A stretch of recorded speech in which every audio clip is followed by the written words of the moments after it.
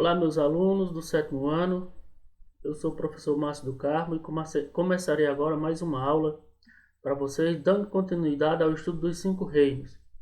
Hoje eu vou falar para vocês sobre esse reino que é muito importante para a natureza, que é o reino das plantas, e que na escrita em latim, está escrito reino plantae, e eu quero lembrar para vocês que toda palavra em latim que tem as terminações a e e, a gente se pronuncia como se fossem dois R. Então, reino plantae, a pronúncia é reino plantae.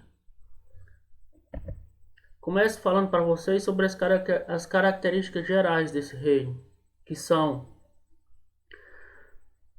todas as plantas são eucariontes. Isso significa dizer que suas células possuem um núcleo, individualizando as informações genéticas, o DNA. Então, essas células possuem uma membrana conhecida como carioteca, e essa membrana é quem vai delimitar o núcleo do citoplasma, diferentemente aí dos procariontes, como é o caso das bactérias, que não existe essa membrana chamada de carioteca separando o núcleo do citoplasma, ou seja, o núcleo, o material genético vai ficar lá disperso no citoplasma. No caso do reino das plantas, não. Todas as células são eucariontes, ou seja, eucarióticas. Possuem núcleo individualizado por membrana.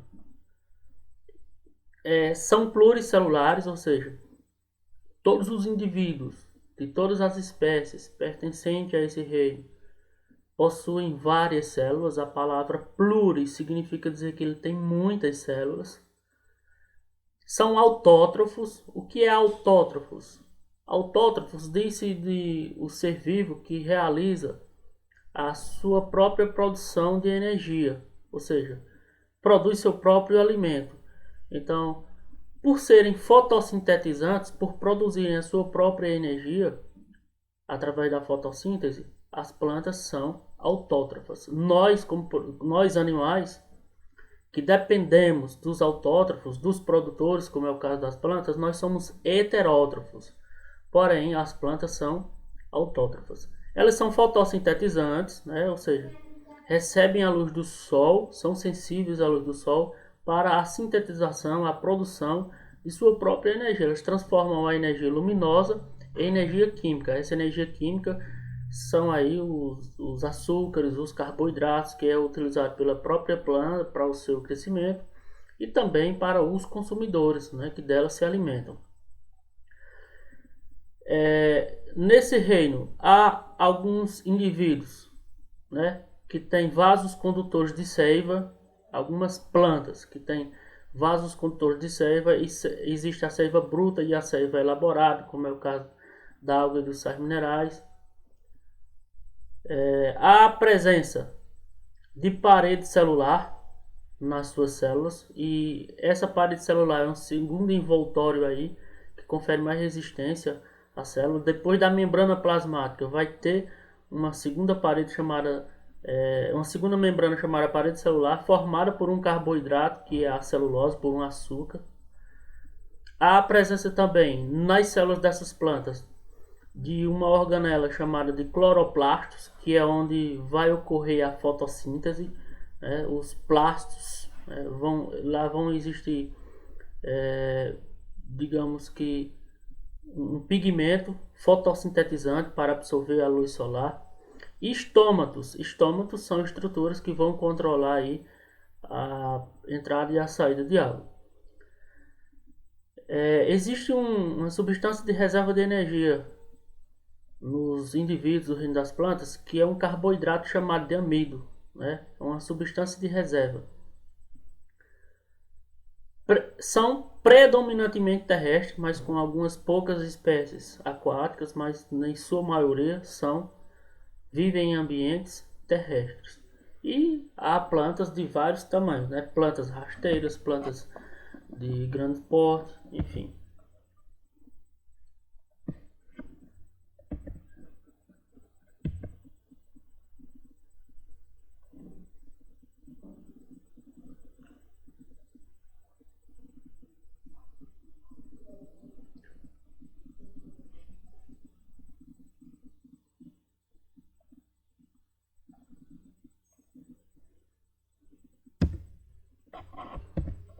continuar a gravação aqui porque parou.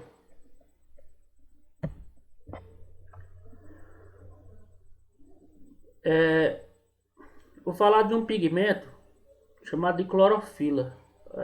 A clorofila é um pigmento que confere a cor verde dos vegetais, das plantas, e ela se encontra dentro dos cloroplastos, que são como se fossem bolsas achatadas aqui, ó. Aqui é uma ampliação desses cloroplastos, né? Como se fossem, aqui são os cloroplastos, é como se fossem bolsinhas achatadas, né? E dentro dessas bolsinhas existem outras membranas chamadas de tilacoides. E lá dentro existe a clorofila, que é um pigmento que vai receber a luz do sol, absorve essa luz do sol, e existe todo um processo, né, para que essa energia luminosa seja transformada em energia. Aqui é um exemplo de uma célula vegetal, é uma célula eucariótica, porque tem um núcleo individualizado, né? O material genético, o DNA, ele não vai estar aqui misturado no citoplasma, ele vai estar separado por um núcleo, né?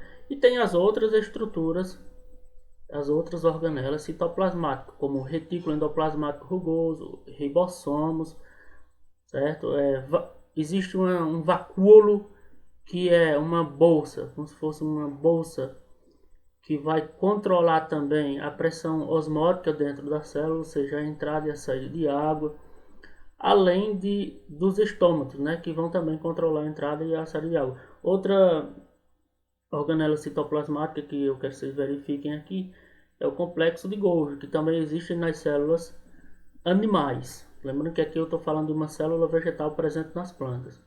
O retículo endoplasmático liso, as vesículas de secreção, a presença da mitocôndria, que não tem tanta função, ou pouca ou nenhuma função aqui na célula eucariótica vegetal, porque as mitocôndrias, elas são atuantes nas células animais para a produção de energia.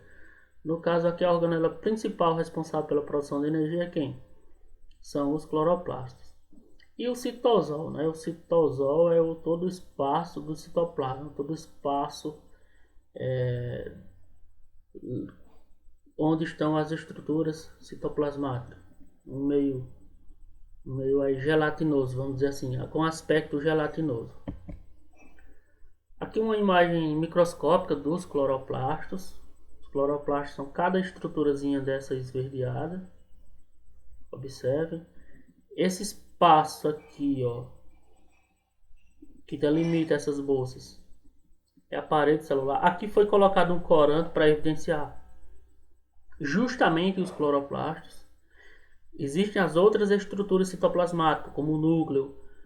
Aliás, existem as outras estruturas da célula, como o núcleo e outras organelas lá do citoplasma. Porém, aqui nós estamos dando ênfase e evidência apenas aos cloroplastos.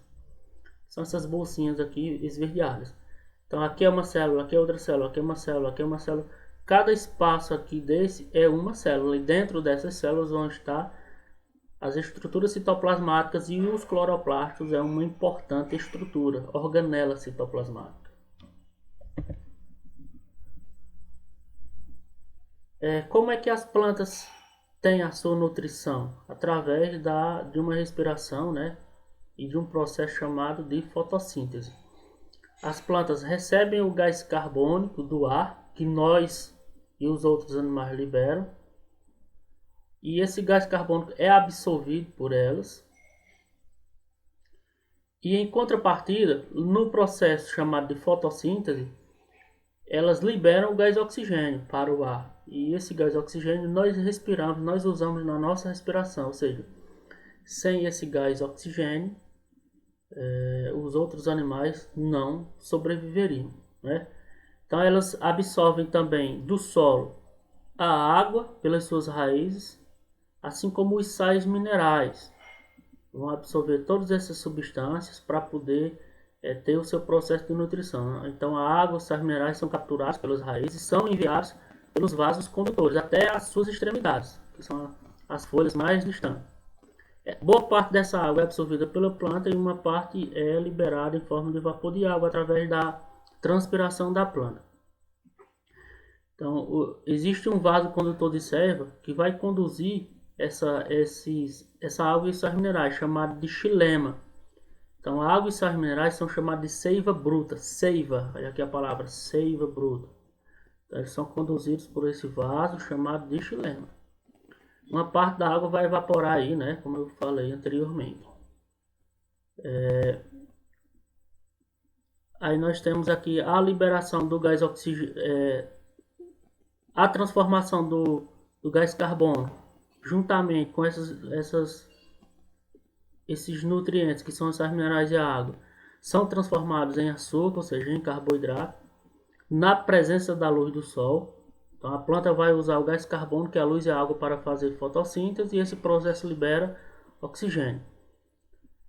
A glicose, que é o açúcar produzido pela planta, vai se integrar a uma seiva chamada de seiva elaborada.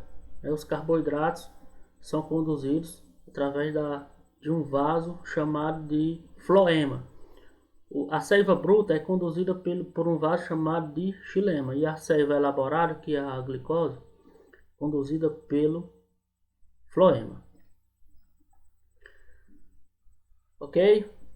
Então esse açúcar, que é a glicose, é distribuída por toda a planta, para que a planta produza seu próprio, cresça, faça seu próprio metabolismo, e também vai servir de alimento para os consumidores que se alimentam dessa planta, e para partes dessa planta, como frutos, como a folha, como as raízes. Quais são os representantes do reino das plantas? Em que grupos as plantas estão divididas? Eu vou dar uma pausa nesse vídeo, porque eu vou dividi-lo em dois, porque ficou muito grande. Eu vou ter que dividi-lo em dois para poder ficar mais fácil de lançar no YouTube, porque dá muito trabalho para renderizar no meu computador, beleza? Eu vou parar por aqui, e o vídeo 2 eu voltarei falando sobre esse assunto. Quais são os representantes do reino das plantas?